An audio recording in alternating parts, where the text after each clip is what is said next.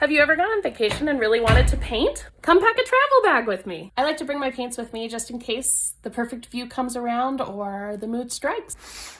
First, I'm bringing this Hahnemühle watercolor book. It opens up and has a really nice wide flat page. You could even go smaller than that. Next, you're gonna want paints. I'm bringing my Essee watercolor paints. These are their natural earth pigments, and I have pretty much everything here that I need to make any color I want. Again, you could go smaller and just pop the paint tins that you want into there. You really only need yellow, red, and blue. Then I have this cute little box. First, I have paper towels that I've cut into strips to fit inside. I'm gonna bring a pencil, a fine line marker, this short Infinity Arts flat brush, my Princeton Select brushes. So this is a size 12, fits perfectly.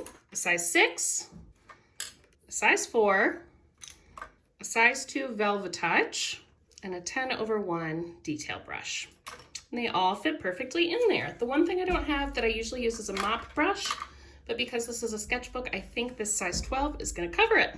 Next, I bring a kneaded eraser, some washi tape just in case, and a little spray bottle filled with water so I can just squirt it on my paints and get started. There you have it. Happy painting,